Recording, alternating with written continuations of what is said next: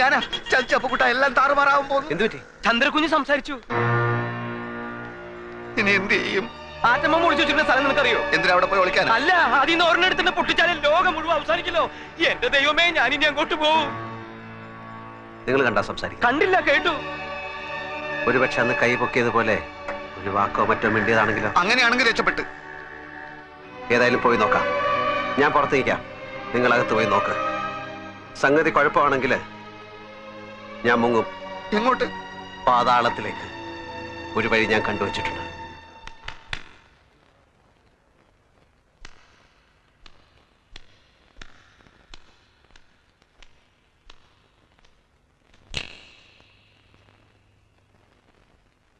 ഇവരൊക്കെ ആരാണെന്ന് മനസ്സിലാകുന്നുണ്ടോ? വല്യമ്മ,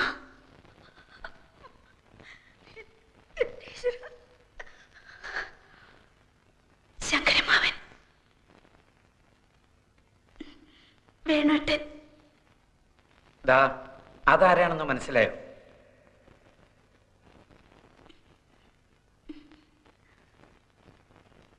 ഇരവിയങ്കിൾ. വർമ്മങ്ങളും ആൽഫൊക്കെ ഇപ്പൊ വരും.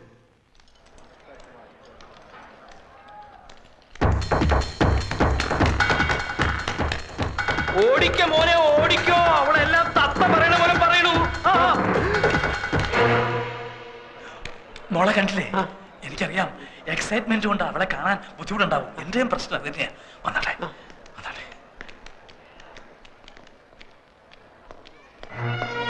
എന്റെ ഈശ്വര, കുളിച്ചോണ്ട് നിൽക്കുമ്പോഴാ ഞാൻ വിവരം അറിഞ്ഞത്. കുളി തുടരണോ നിർത്തണോ എന്താ വേണ്ടെന്ന് അറിയാൻ വയ്യാത്ത ഒരവസ്ഥ. ശബ്ദത്തിന്റെ ഉച്ചസ്ഥായി മൗനം എന്ന് പറഞ്ഞതുപോലെ സന്തോഷത്തിന്റെ പാരമ്യത്തിൽ കണ്ണീര് വരും. ചിലപ്പോ ഹൃദയസ്തംഭനം വരെ ഉണ്ടാവാം. എന്റെ പ്രാർത്ഥന ഈശ്വരൻ കേട്ടു. അല്ല, നമ്മുടെ പ്രാർത്ഥന ഈശ്വരൻ കേട്ടു.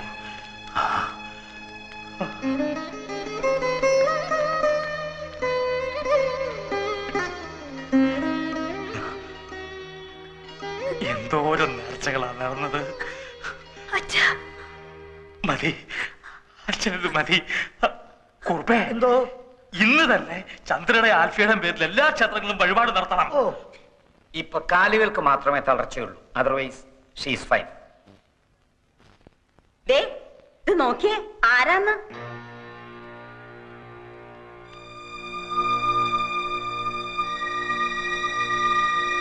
ആരാ?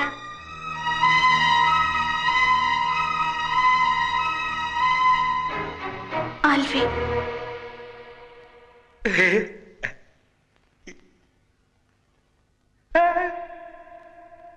ഇനി നമുക്കെല്ലാവർക്കും പുറത്തേക്കൊന്ന് ഇറങ്ങിക്കൊടുക്കാം. ഒരു 5 മിനിറ്റ് ആൽഫിക്കും ചന്ദ്രയ്ക്കും മാത്രമായിട്ട്. Of course. പാടോ.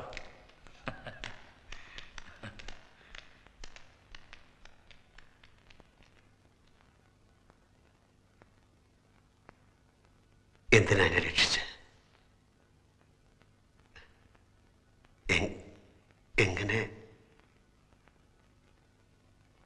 എങ്ങനെ നന്ദി പറയണമെന്ന് എനിക്കറിയില്ല.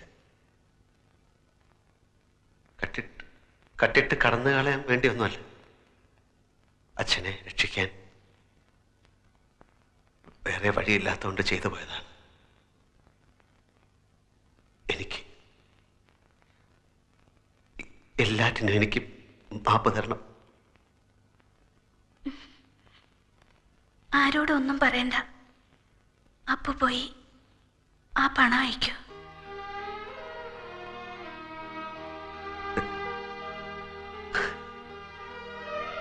മറക്കില്ല, ഞാൻ മരണം വരെ ഞാൻ മറക്കില്ല.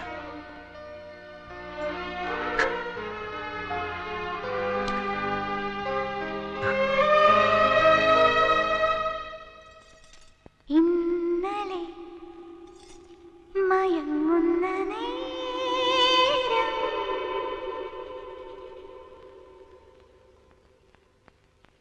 ഒളിച്ചെന്നെ വിളിച്ചവനാരോ, കുളിരോ കനവോ.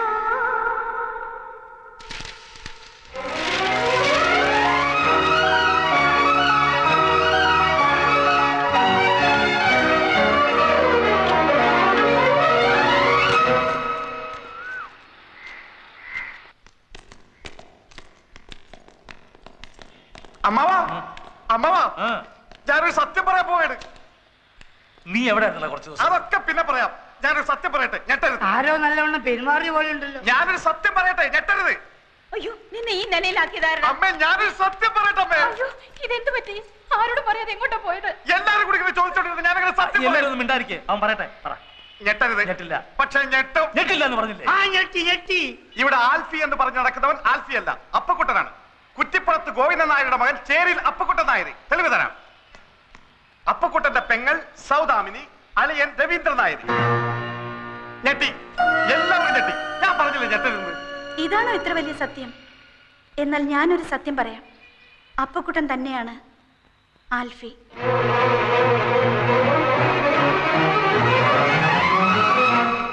എന്താ മോളെ നീ പറയുന്നത്? അത് അപ്പുവാണ്. അപ്പക്കുട്ടൻ എല്ലാരും കൂടെ ആ പാവത്തിനെ പിടിച്ച് ആൽഫി ആക്കിയതാ. ഇരവി, എന്താണ് നീ കേൾക്കുന്നത്? ഒന്നും മനഃപൂർവ്വമായിരുന്നില്ല, സംഭവിച്ചു പോയതാ ഓരോരോ ചുറ്റുപാടില്. നടന്നതൊക്കെ ശരിയോ തെറ്റോ എന്ന് നോക്കിയിട്ട് ഇനി കാര്യമില്ല. ഹരിച്ചു നോക്കിയാലും ഗുണിച്ചു നോക്കിയാലും ലാഭല്ലേ ഉള്ളൂ. എനിക്ക് ഇപ്പോഴും ഒന്നും മനസ്സിലാവണില്ല. അപ്പൊ ആൽഫി എവിടെ? പറയാൻ എനിക്ക് വിഷമമുണ്ട്. പറയാതിരിക്കാൻ കഴിയാത്തതുകൊണ്ട് മാത്രം പറയാ.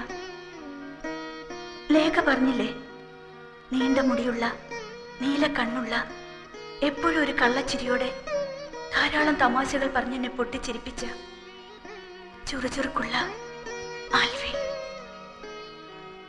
മനസ്സ് മുഴുവൻ കൊടുത്ത് ഞാൻ സ്നേഹിച്ച ആൽഫി. വിവാഹത്തിന് തലേന്നാണ് ഞാൻ അറിഞ്ഞത് അയാൾക്കൊരു ഭാര്യയും കുട്ടിയും ഉണ്ടെന്ന്. ചോദിച്ചപ്പോ ഒരു കള്ളച്ചിരിയോടെ അയാൾ എന്നോട് പറഞ്ഞു, ജീവിതം ഒരു വലിയ തമാശയായിട്ടേ അയാൾ കണ്ടിട്ടുള്ളൂ എന്ന്.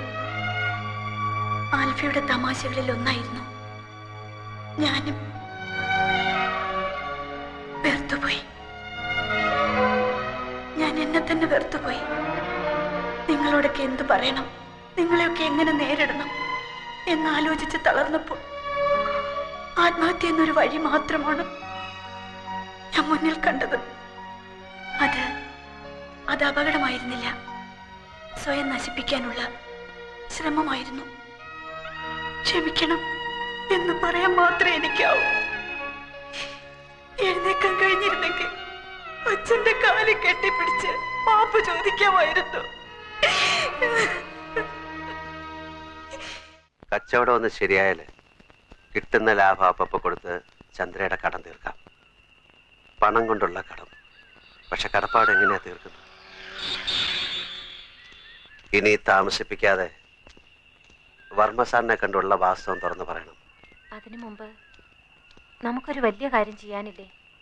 നമുക്ക് ചന്ദ്രയെ നടത്തിക്കണ്ടേ? വേണം. എന്റെ കൂടെ നിൽക്കൂ. തളർന്നു പോയി എന്ന തോന്നൽ ആദ്യം ചന്ദ്രയുടെ മനസ്സിന് മായ്ക്കണം. പോകാൻ കഴിയില്ല എന്ന് വിചാരിക്കുന്നിടത്തെല്ലാം കൊണ്ടുപോകണം. കാണാൻ കഴിയില്ല എന്ന് വിചാരിക്കുന്ന കാര്യങ്ങളൊക്കെ കാണിച്ചു കൊടുക്കണം. ഡൺ.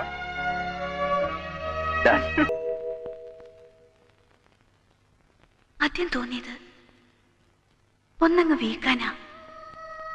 അത് കഴിഞ്ഞപ്പോ അതിശയായിരുന്നു. പിന്നെ കള്ളക്കഥകൾ പറഞ്ഞ് കൂത്തുകളിക്കുന്നത് കണ്ടപ്പോ സർക്കസിലെ ബഫൂണിനോടുള്ളത് പോലൊരു രസം. പിന്നെ എപ്പോഴാ ഇഷ്ടായി മാറിയത്? അന്ന് അപ്പോ പോയപ്പോ തിരിച്ചു വരും വരെ ആശുപത്രി ചുവരിലെ ബ്ലോക്ക് നോക്കിക്കിടന്നു. ആ സൂചികൾ ഇനിയും വേഗത്തിൽ ചുറ്റണമെന്ന് ഞാൻ ആഗ്രഹിച്ചു. അപ്പോഴെനിക്ക് മനസ്സിലായത് അപ്പൂനെ എനിക്കിഷ്ടാണെന്ന്. അപ്പൂ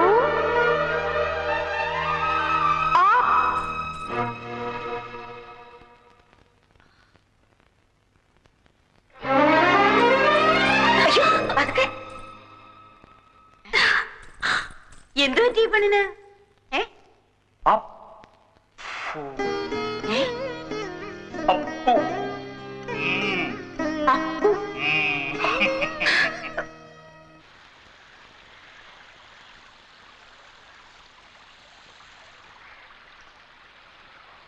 ഒരു കാര്യം സത്യം പറയട്ടെ, എന്താ? പപ്പ എപ്പോഴും നോക്കിക്കൊണ്ടിരിക്കാൻ നല്ല ശേല. ആ കണ്ണും മൂക്കും പൊടിക്കൊമ്പ മീശയും എല്ലാം കൂടെ ഒരു അരിസ്റ്റോക്രാറ്റിക് ലുക്ക് ഉണ്ട്. മതി മതി മതി മതി, വർണ്ണിച്ചത് മതി. എന്തോ കാര്യം സാധിക്കാനുണ്ടെന്ന് തോന്നുന്നു. എന്താ അത്, പറഞ്ഞോ.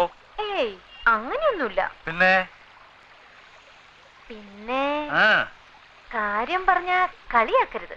അപ്പൊ എന്തോ കുഴപ്പം പിടിച്ച കാര്യമാണല്ലോ. ആ എന്തായാലും പറഞ്ഞു പറഞ്ഞു. പിന്നെ എനിക്ക് നിനക്ക് പപ്പ വേണോ ഇത് അച്ഛനോട് പറയാൻ? നീ കാര്യം പറടാ കുട്ടാ. എനിക്ക് ഒരാളെ ഇഷ്ടാ. എന്നെ ആയിരിക്കും. അല്ല. എന്താ, എന്നെ എനിക്ക് ഇഷ്ടല്ലേ? ഇതാ ഇഷ്ടമല്ല, ഇത് വേറൊരു ഇഷ്ട. നിന്റെ ഇഷ്ടത്തിന്റെ ടൈപ്പൊക്കെ എനിക്ക് മനസ്സിലായി. കിടന്ന് തത്വവും പിത്തവും പറയാതെ നീ കാര്യം പറ. ഏത് വീരശൂര പരാക്രമിയാ എന്റെ കുട്ടന്റെ മനസ്സിൽ ചാടിക്കയറിയത്? പറയട്ടെ.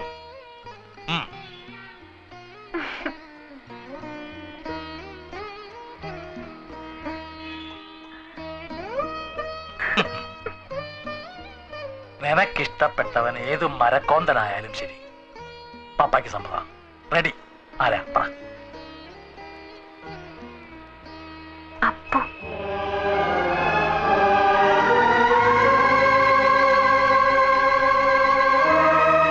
ഇതെങ്ങനെയാ പറയാന്നൊരു കൺഫ്യൂഷനിലായിരുന്നു ഞാൻ. അപ്പുവിനിഷ്ടാണോ നിന്നെ? ചന്ദ്രയ്ക്ക് സുഖായിട്ട് പപ്പയുടെ മനസ്സൊന്ന് തണുത്തിട്ട് വേണം പറയാനെന്ന് വിചാരിച്ചിരിക്കുകയായിരുന്നു.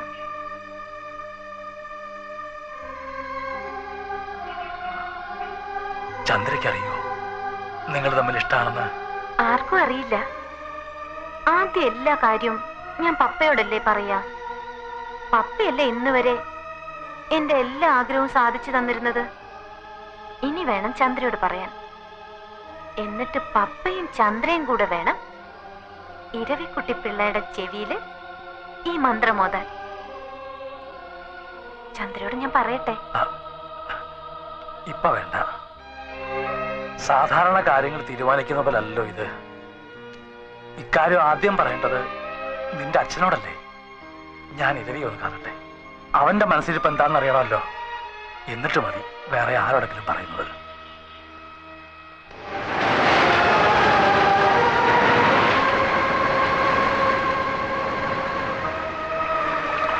ഒരു മകൾക്ക് വേണ്ടി വഴിമാറിക്കൊടുക്കാൻ മറ്റൊരു മകളോട് പറയുക, അങ്ങനെ താനിതിനെ കരുതാവൂ. എന്നോട് ഇങ്ങനെ പറയണം? ക്രൂരമായ ഒന്നാണ് ഞാൻ ആവശ്യപ്പെടുന്നത്. ഇഷ്ടപ്പെട്ട പുരുഷനെ മറ്റൊരാൾക്ക് വേണ്ടി കൈവിടാൻ, മറക്കാൻ പാപമാണ് ഞാൻ ചെയ്യുന്നത്, എനിക്കറിയാം. പക്ഷേ വേറെ വഴിയില്ല ഇരവി. ഒരു തളർച്ചയിൽ നിന്ന് കര കയറിയതേ ഉള്ളൂ. ഇനി ഒന്നുകൂടെ താങ്ങാനുള്ള ശക്തി എൻ്റെ മുഖമുണ്ടായെന്ന് വരില്ല. എനിക്കെല്ലാം മനസ്സിലാവുന്നുണ്ട്. ലേഖയോട് പറയാനുള്ള മനസ്സ്, ധൈര്യം ഒന്നും എനിക്കില്ല. ഉണ്ടെങ്കിൽ ഞാൻ അതിനനുവദിക്കില്ല. കോയമ്പത്തൂർ ഗാന്ധിപുരത്ത് തെരുവില് വിശന്ന് തലചുറ്റി വീണ് കിടന്ന എന്നെ താങ്ങിയെടുത്ത് വാങ്ങിത്തന്ന ഇഡലിയുടെയും ചായയുടെയും കടം പോലും ഇനിയും ഞാൻ വീട്ടിട്ടില്ല. പക്ഷെ അതുകൊണ്ടല്ല ഇതെന്റെ മോളോട് പറയാൻ അനുവദിക്കില്ല എന്ന് പറഞ്ഞത്. എൻ്റെ മോളുടെ മുമ്പില് അവളുടെ ഈ പപ്പ വളരെ വലിയൊരു മനുഷ്യനാണ്. ഈശ്വരനൊപ്പമാ അവളുടെ മനസ്സിൽ അവൾ പപ്പയെ ഇരുത്തിയിരിക്കുന്നത്. അങ്ങനെ ഒരു മനുഷ്യൻ അവളുടെ മുമ്പില് ഇങ്ങനെ ഒരു കാര്യത്തിന് വേണ്ടി തല താഴ്ത്തുക, ഇതിൽ പരം എന്ത് വേദനയാ എൻ്റെ കുട്ടിക്ക് ഉണ്ടാവാനുള്ളത്? എല്ലാം എന്നെ ഏൽപ്പിച്ചിട്ട് ചന്ദ്രകുഞ്ഞിന്റെ വിവാഹം തീരുമാനിച്ചോളൂ. ഇരവി, തന്നെ ഞാനൊന്ന് തൊഴുതോട്ടെ.